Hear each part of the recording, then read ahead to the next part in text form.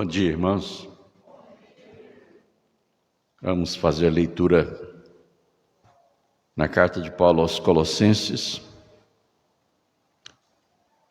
começando hoje a leitura no capítulo 3, onde nós leremos os 11 primeiros versículos.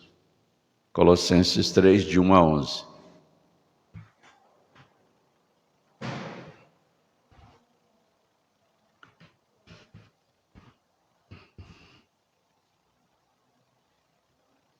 Portanto, se fostes ressuscitados juntamente com Cristo, buscai as coisas lá do alto, onde Cristo vive, assentado à direita de Deus.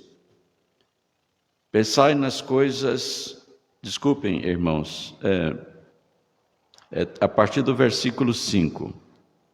No domingo passado nós expusemos os 4 primeiros versículos. Fazei, pois, morrer a vossa natureza terrena, prostituição, impureza, paixão lasciva, desejo maligno e a avareza, que é idolatria. Por estas coisas é que vem a ira de Deus sobre os filhos da desobediência. Ora, nestas mesmas coisas andastes vós também noutro tempo, quando vivieis nelas. Agora, porém, despojai-vos igualmente de tudo isto: ira, indignação, maldade, maledicência, linguagem obscena do vosso falar. Não mintais uns aos outros, uma vez que vos despistes do velho homem com os seus feitos, e vos revestistes do novo homem, que se refaz para o pleno conhecimento, segundo a imagem daquele que o criou, no qual não pode haver grego, nem judeu, circuncisão, nem incircuncisão, bárbaro, cita, escravo, livre, porém Cristo é tudo em todos. Amém. Oremos. Eterno Deus, nosso Pai, Senhor, agora estamos reunidos no Teu santuário, tendo a certeza, a convicção da Tua presença. E nós, Senhor, Te rogamos que Tu nos envies a Tua palavra. Te apresentamos as nossas necessidades, o estado da nossa alma, do nosso coração, do nosso ser. E precisamos, ó Senhor, das Tuas consolações, da palavra que edifica, que fortalece a fé, a esperança, o amor, da palavra que liberta, da palavra que salva, da palavra, Senhor, que penetra no mais íntimo do nosso ser para nos sondar, para nos admoestar e exortar. E assim nós Te rogamos que Tu nos fales, que Tu concedas ao nosso ser toda a graça, toda a bênção de que temos necessidade nesta manhã. Estende as mesmas bênçãos, Pai, sobre aqueles que aqui não puderam estar. Abençoa, Senhor, toda a terra, particularmente o Teu povo, até aos confins do mundo. Sê com os Teus mensageiros e com as Tuas mensageiras, para que em todas as assembleias dos Teus santos a Tua palavra fiel seja proclamada. Tem, pois, misericórdia de nós, Senhor. Nós oramos em nome de Jesus. Amém.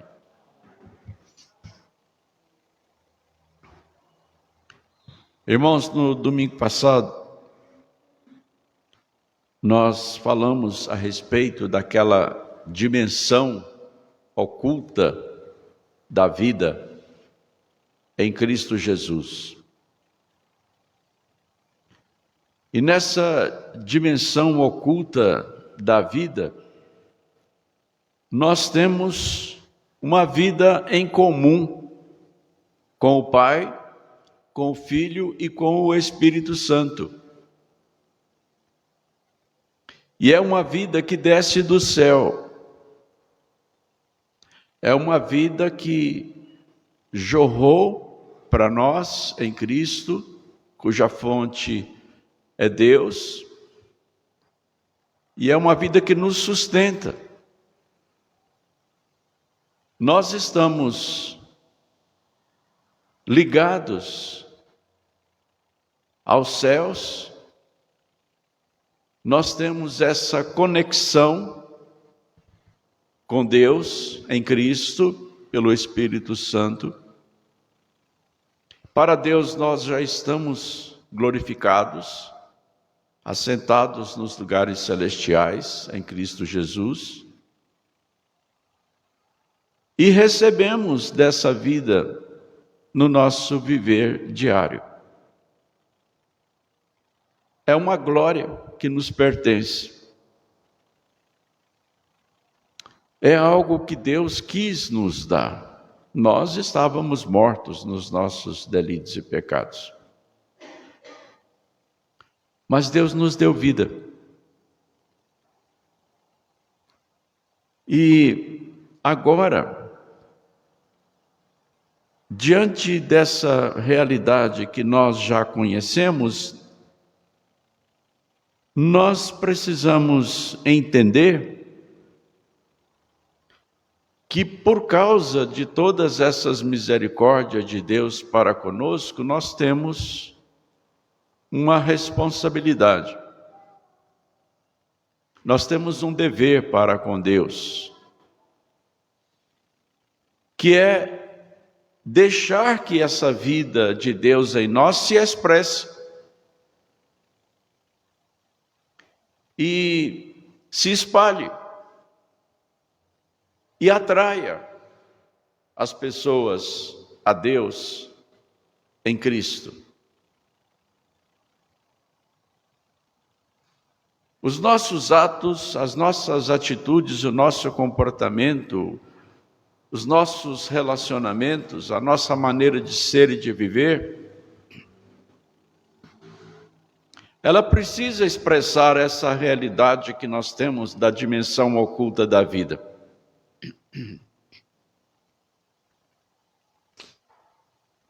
A nossa vida está em Deus, Deus está em nós.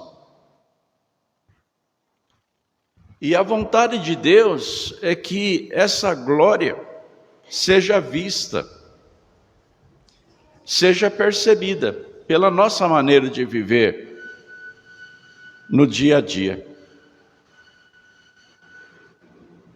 E nós vamos ver que o apóstolo Paulo, interpretando essa teologia, essa doutrina de Deus,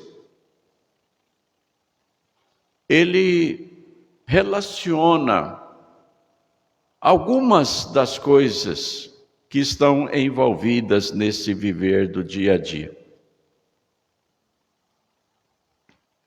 Ele não fala de todas as coisas. Nós temos aqui duas listas que são um resumo de tudo aquilo que faz parte do viver diário. Mas antes de fazer essas duas listas, ele, de uma forma geral, ele diz que essa nova vida que nós temos, essa dimensão oculta da vida que nós vivemos claramente aqui sobre a terra, ela deve seguir um princípio geral que atinge cada faceta, cada detalhe, cada aspecto do nosso viver. Esse princípio geral está aqui no versículo 5 e diz assim: fazei, pois, morrer a vossa natureza terrena.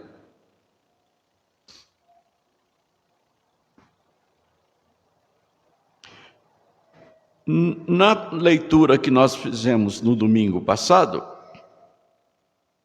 a Bíblia diz que nós estamos ressuscitados em Cristo. Estamos ressuscitados em Cristo porque Paulo já havia dito que nós morremos com Ele, morremos nele. Fomos crucificados com Ele, morremos com Ele, fomos sepultados com Ele e fomos ressuscitados com Ele. A experiência da conversão, ela envolve tudo isso.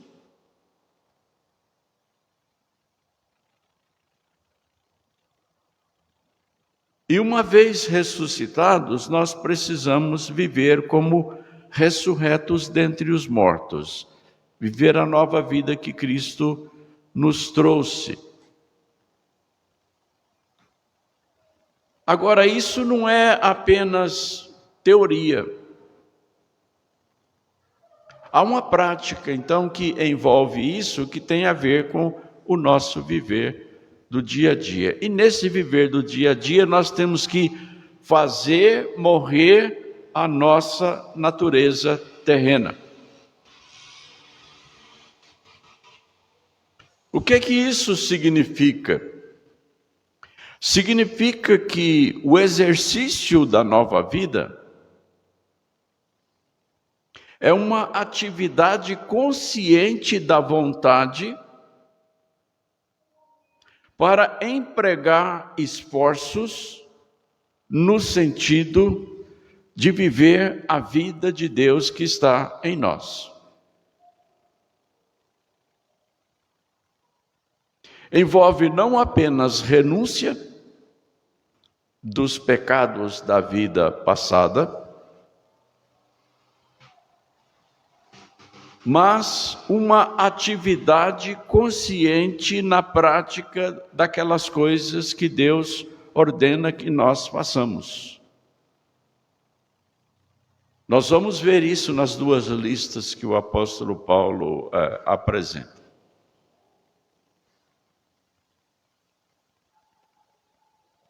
Algumas coisas devem ser abandonadas, completa e definitivamente, e outras precisam ser praticadas. Algumas das coisas que precisam ser praticadas, elas são coisas novas para nós, que nós não fazíamos antes. Muitos daqueles que estão aqui nesta manhã, quando se converteram, não frequentavam uma igreja cristã. O ambiente da fraternidade cristã não era o seu ambiente. Então, frequentar um templo, participar de um culto, foi uma coisa nova, que veio com a conversão. O Espírito Santo que Deus nos deu, ele nos conduziu a nos unirmos aos filhos de Deus.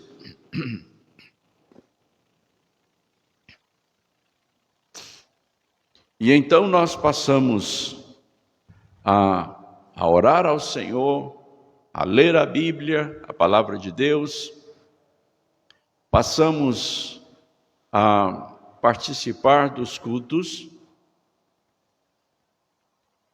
passamos a nos importarmos com a vontade de Deus e com a obediência a ela.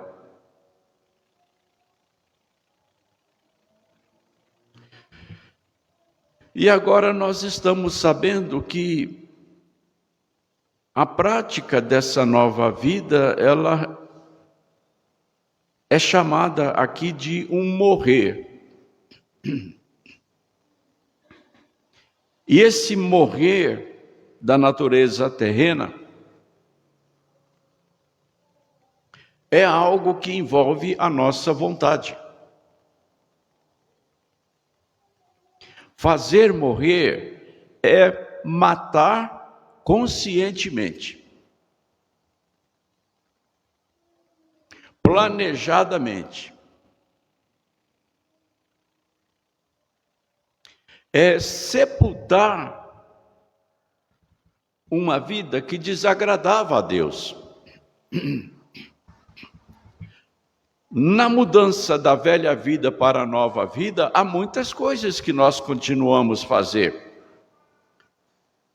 Há tanto uma continuidade quanto uma descontinuidade. Nós continuamos a comer, a beber, a dormir, a nos relacionarmos com as pessoas, nós continuamos, às vezes, nos mesmos ambientes de trabalho, de recreação, de estudo. Nós não fugimos da vida social. Mas há também uma descontinuidade. Nós temos que abandonar os pecados que eram cometidos antes. E isso, na maioria das vezes, envolve sacrifício. Porque envolve renúncia. E essa renúncia, ela pode representar uma luta diária.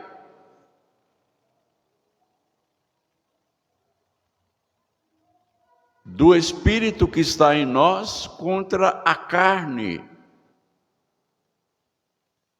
que nos tenta. Contra aquelas paixões nas quais nós vivíamos antes. Contra os vícios que nos dominavam antes, contra os maus hábitos, contra as más companhias, contra os pensamentos e as palavras que faziam parte da nossa vida anterior.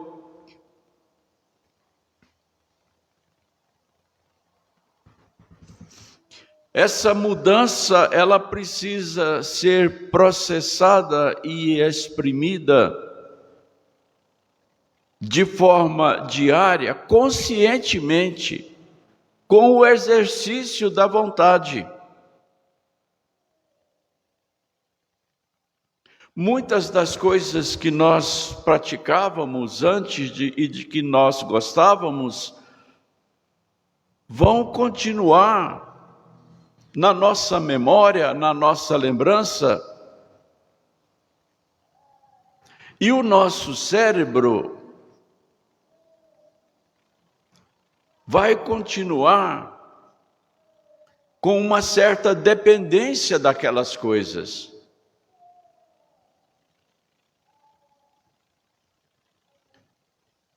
Nós vamos sentir saudades delas.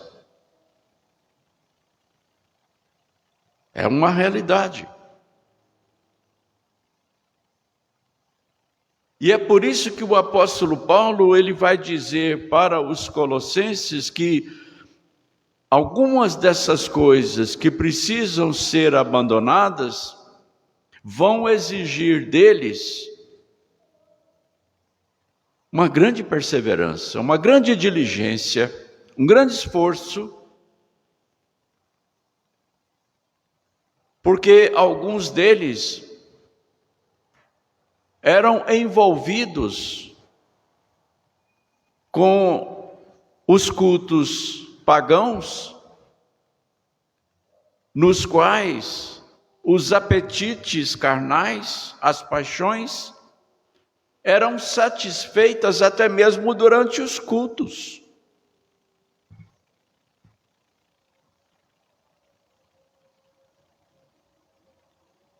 E o corpo vai se lembrar dessas coisas, vai sentir falta dessas coisas.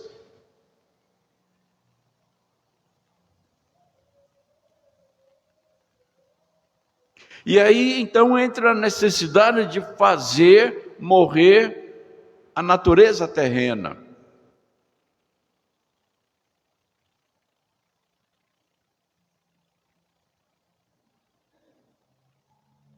A qualidade da vida eterna,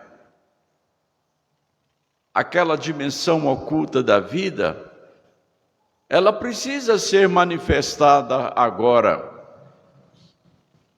E ela vai subjugar a velha vida.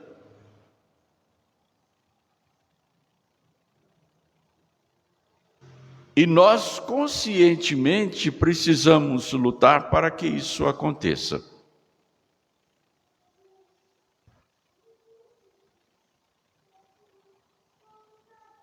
Então, depois de dizer, fazei, pois, morrer a vossa natureza terrena, ele começa aqui uma primeira lista de coisas que precisam ser mortas. Não apenas deixar morrer, mas fazer morrer. Porque para essas coisas morrerem, nós vamos precisar fazê-las morrer conscientemente, com o esforço da vontade, no dia a dia. Será uma luta sem tréguas até o fim. O fim da nossa vida terrena ou o dia da volta de Cristo. A Bíblia diz que há uma luta entre o espírito e a carne. Há uma guerra entre essas duas dimensões, a espiritual e a material.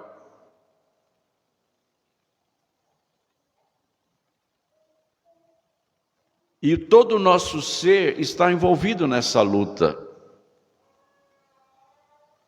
Essa luta ela é perceptível e é sensível a nós.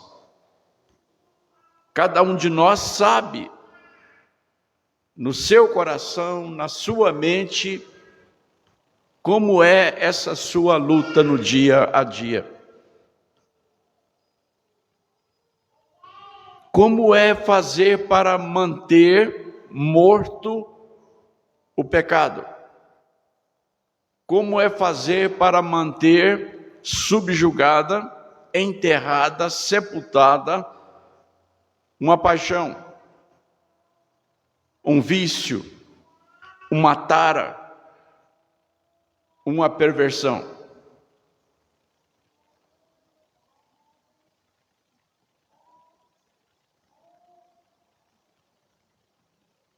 O apóstolo Paulo, ele é bem prático nos seus ensinos.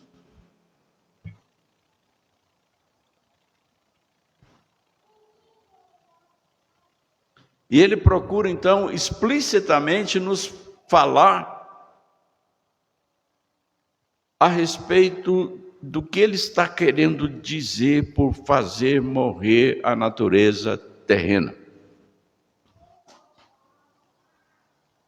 E a primeira palavra que ele usa para se referir a essa natureza terrena é prostituição.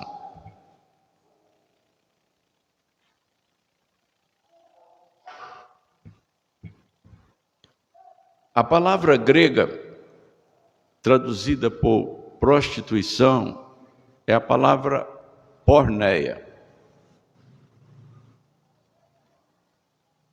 Eu já disse aqui várias vezes que a nossa língua, ela é constituída principalmente das línguas latinas e gregas. O latim e o grego são a base do nosso português.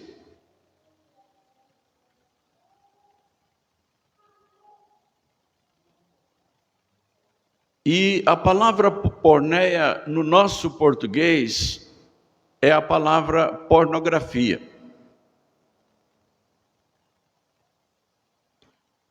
Só que para nós, quando nós falamos em pornografia, imediatamente nós pensamos em literatura ou filmes, em imagens e gravuras e livros, conteúdos que mostrem o sexo explícito, geralmente praticado de uma forma pervertida. Mas na Bíblia, a palavra porneia, ela se refere a todo tipo de relação sexual ilícita, ilegítima.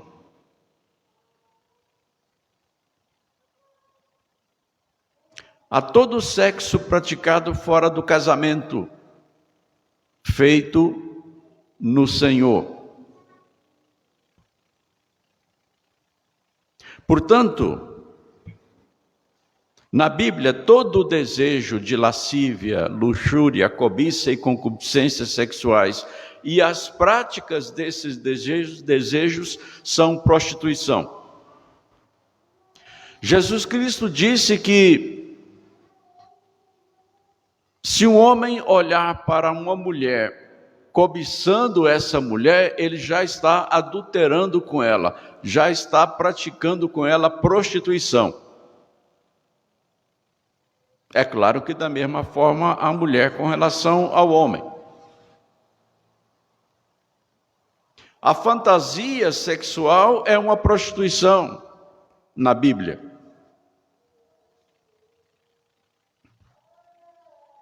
E tudo aquilo que é movido por lascívia, luxúria, cobiça e concupiscências sexuais. E é claro, a prática da fornicação, a prática do sexo fora do casamento. Em algumas culturas, até hoje, como era comum no tempo de Paulo, algumas religiões tinham como parte do seu culto a prostituição, chamada prostituição cultual. E muitos desses convertidos colossenses viviam nessas práticas antes. E agora eles são chamados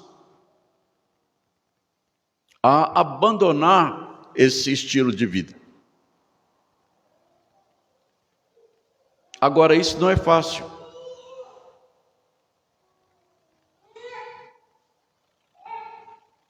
Porque nós temos em nós uma força muito poderosa, que é chamada de libido.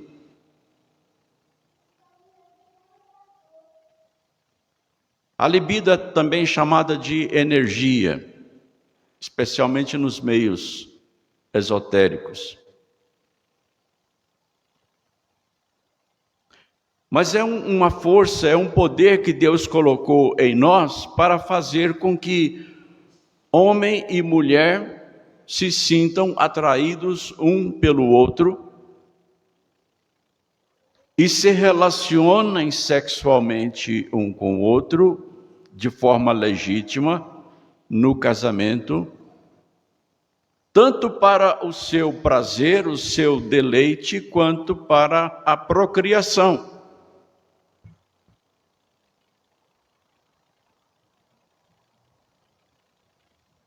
Quando um homem se sente atraído fisicamente por uma mulher e uma mulher pelo homem,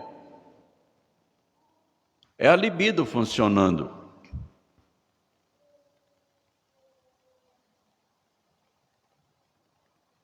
E quando eles se entregam à prática daquilo para o que a libido foi colocada em nós por Deus, eles estão seguindo um impulso gerado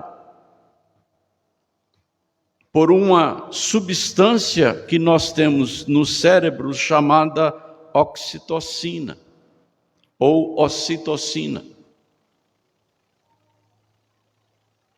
O nosso cérebro, ele tem várias substâncias chamadas de neurotransmissores. São hormônios.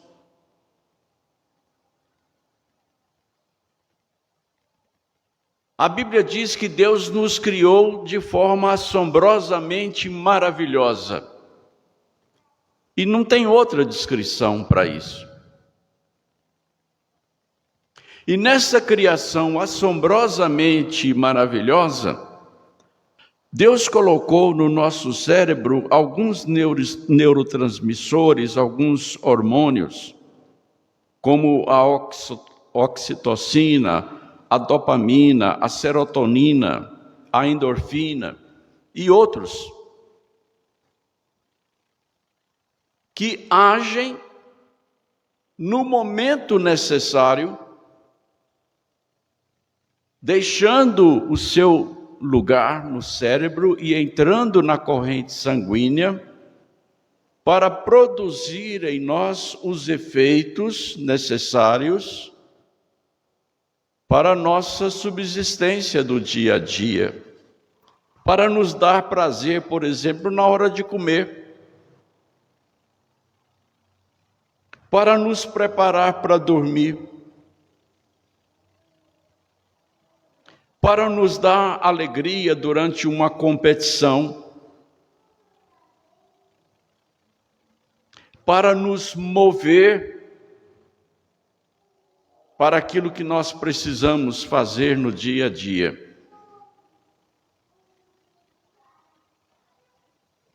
Às vezes, para nos fazer sentir medo, para evitar determinados perigos. O papel dessas substâncias, desses hormônios ou neurotransmissores, ele é bastante diversificado. E a gente vive no dia a dia tendo todas as sensações provocadas por esses hormônios ou neurotransmissores sem nos darmos conta disso. Mas eles, no momento certo, eles deixam o seu lugar lá no cérebro, entram na corrente sanguínea para nos dar todas as sensações que nós temos durante o dia. E dentre esses hormônios, a oxitocina é chamada de hormônio do amor.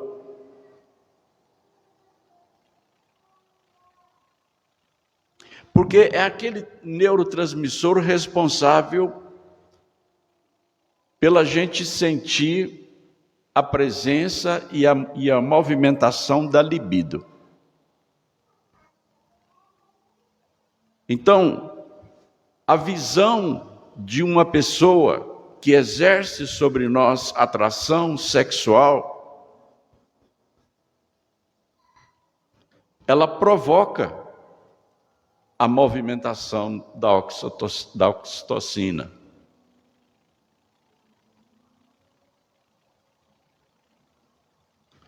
E aí nós ficamos excitados.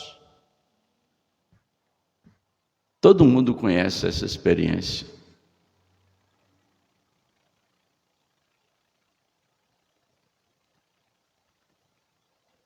E se nós não fizermos morrer essa excitação provocada pela ocitocina, que já está na nossa corrente sanguínea, nós vamos começar a cobiçar a pessoa que é objeto da nossa atração.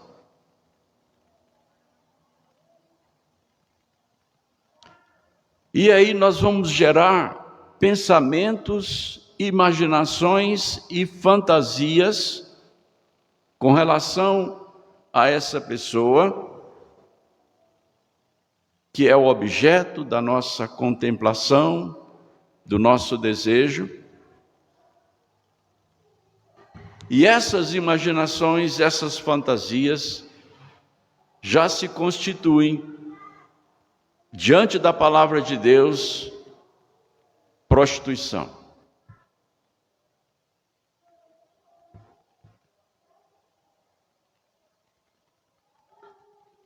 E se nós não fizermos morrer essa excitação ilegítima, pecaminosa, nós vamos estar gerando danos cerebrais. Porque a ocitocina, ela foi colocada no cérebro por Deus para atrair um homem e uma mulher para o casamento no Senhor, segundo a vontade de Deus.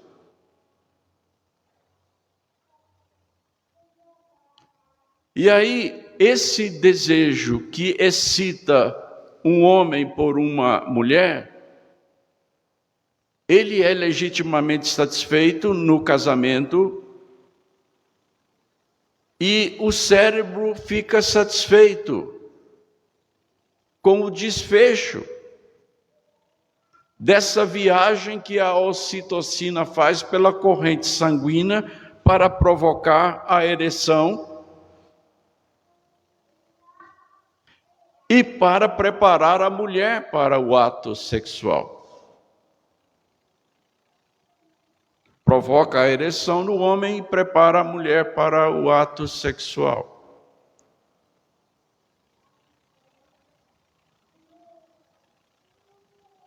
É claro que vocês sabem do que estou falando, eu não vou precisar entrar aqui em detalhes, né? E quando esse ato termina, o cérebro fica satisfeito, a ocitocina volta para o seu lugar e o corpo descansa satisfeito. Mas quando essa libido, quando essa excitação, ela não é legitimamente satisfeita, como por exemplo, quando a pessoa pratica qualquer ato que não seja legítimo, como por exemplo a masturbação, ela engana o cérebro, ela trai o cérebro, porque o cérebro ele trabalha para possibilitar um ato sexual legítimo.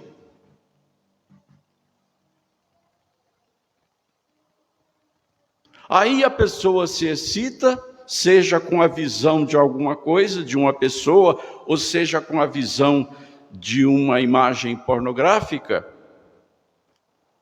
A pessoa se excita, a pessoa se masturba e o cérebro então se frustra. Porque ele se preparou para uma coisa e ele foi enganado, ele foi traído. E isso provoca danos cerebrais.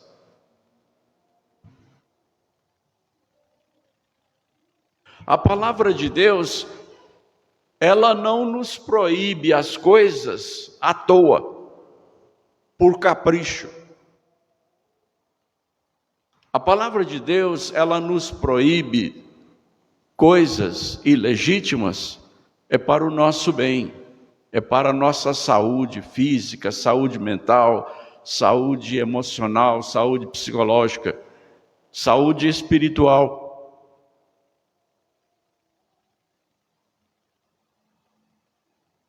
Deus está proibindo a prática da prostituição.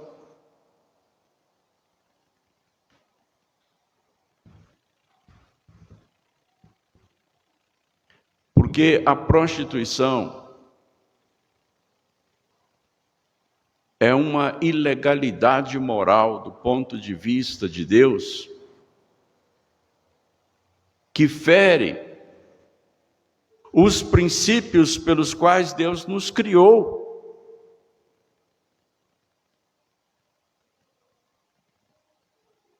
E quando nós desobedecemos, nós somos punidos por nós mesmos. Quando nós desobedecemos a Deus, tanto com relação à prostituição, quanto com relação a qualquer outra coisa, nós penetramos numa dimensão de morte, em que todas as coisas contribuem para nos matar, para nos trazer doenças, para nos trazer danos, para nos trazer prejuízos, para provocar lesões no nosso cérebro, porque o nosso cérebro, como eu já disse aqui, é a parte do nosso corpo que comanda todas as coisas em nós.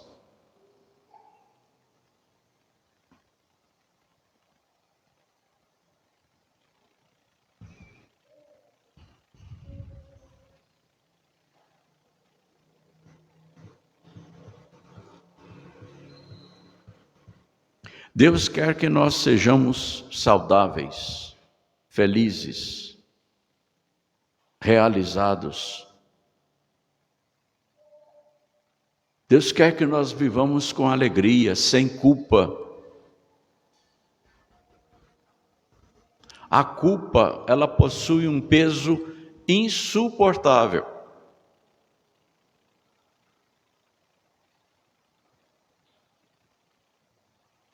E cada vez que uma pessoa pratica a prostituição, seja no seu pensamento, na sua imaginação, na sua maneira de olhar, na sua conduta, na sua atitude, nos seus relacionamentos, na masturbação, ela está colocando culpa sobre culpa. Ela está colocando sobre si mesma uma carga que o cérebro não foi feito para suportar.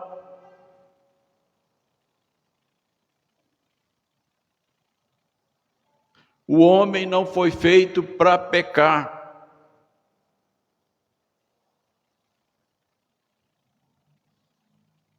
O pecado, ele é um princípio de morte. E é por isso que ele trouxe a morte. O homem não foi feito para morrer. A morte provoca uma ruptura que não devia existir.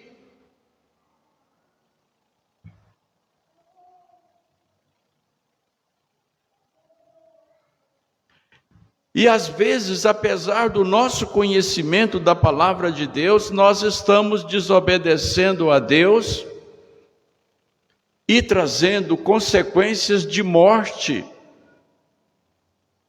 para a nossa vida, para a nossa saúde, para o nosso bem-estar, para a nossa felicidade.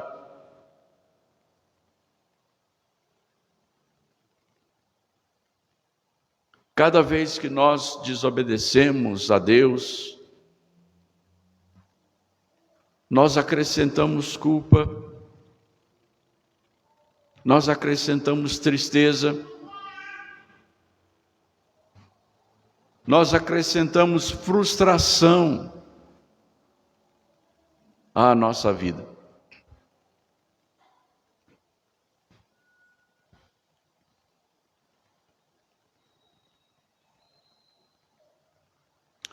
Cada vez que você põe a sua ocitocina para funcionar, para percorrer a sua corrente sanguínea sem motivo legítimo,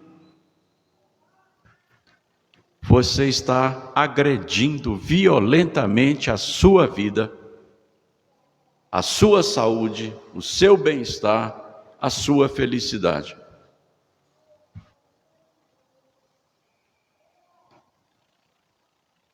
precisamos fazer morrer, dia após dia, a prostituição em nossa vida.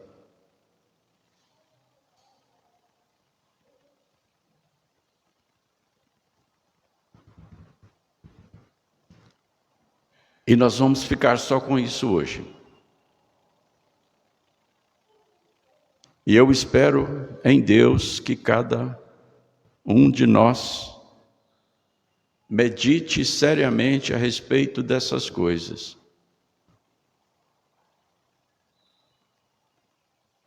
E tenha muito cuidado com a sua maneira de viver no dia a dia. Muito cuidado com os seus pensamentos, as suas imaginações, a maneira como você olha para as pessoas.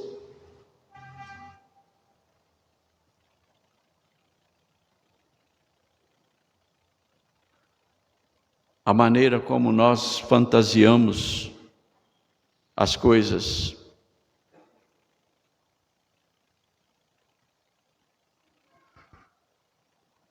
A vida cristã verdadeira, ela não é fácil. É fácil falar, mas é muito difícil a obediência, e Deus sabe disso. Porque, humanamente falando, nós não temos controle sobre a nossa libido. Ela é uma força muito poderosa. Nós não temos controle sobre a ação da ocitocina. Porque no momento em que nós somos atraídos por uma determinada coisa, por um determinado objeto, ela já começa a se mover. E não é só ela. Porque alguns outros hormônios neurotransmissores também se movimentam no momento em que nós sentimos prazer, alegria, a expectação de fazermos uma carícia em alguém.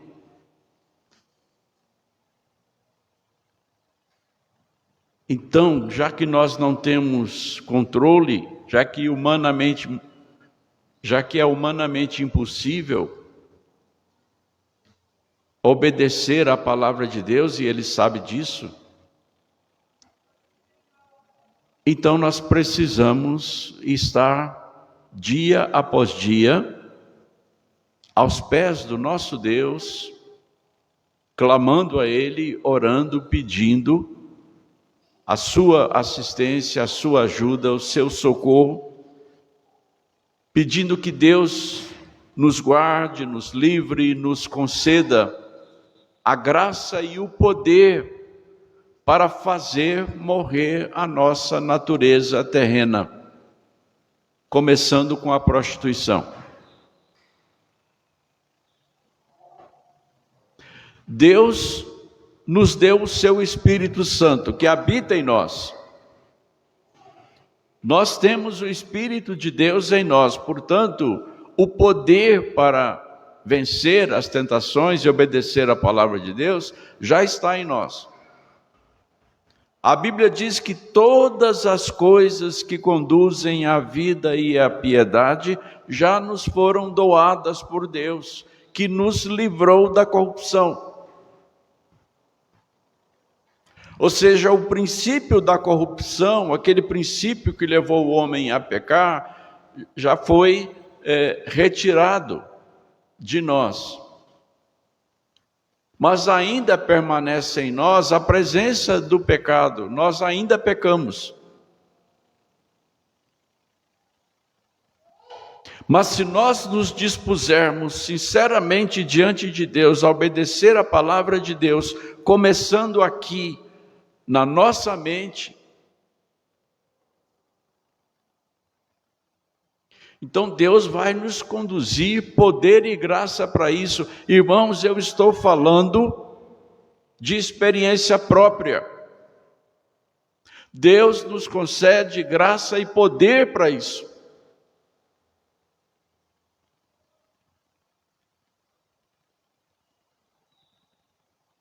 Portanto, nós não temos desculpas diante de Deus.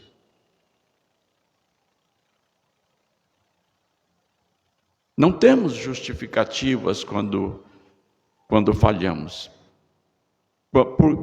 E isso é tão verdade que a Bíblia diz que quando nós pecamos, nós precisamos confessar os nossos pecados. Nós precisamos nos arrepender de cada pecado, por menor que seja. E então Deus nos perdoa e nos purifica do nosso pecado. Mas Deus quer que nós evitemos de pecar.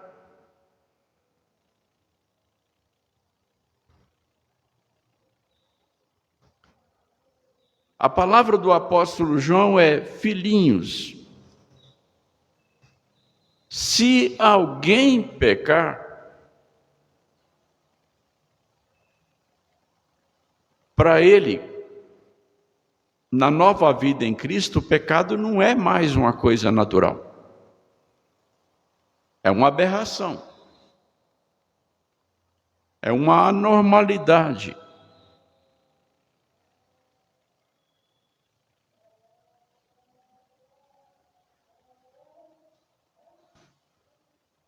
Ele pede, filhinhos, a minha vontade é que não pequeis. Estas coisas vos escrevo para que não pequeis. Se, todavia, alguém pecar, irmãos, isto é muito sério. Isto é muito sério. Nós precisamos realmente, verdadeiramente, concretamente, fazer morrer dia a dia a nossa natureza terrena. Começando pela prostituição, porque foi onde o apóstolo Paulo começou.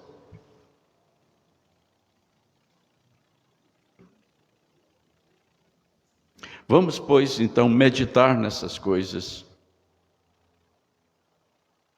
Pensar que tudo que Deus nos fala é para o nosso bem, porque Ele quer a nossa felicidade, a nossa saúde, a nossa alegria, a nossa paz, nosso bem-estar, a nossa perfeita comunhão com Ele, para conhecê-lo e o poder da ressurreição em Cristo. Nós fomos ressuscitados em Cristo, a vida é nova. Ela tem uma dimensão oculta lá nos altos céus, que é onde nós estamos entronizados, de onde nós recebemos a nova vida, a vida eterna e o poder de Deus. Amém.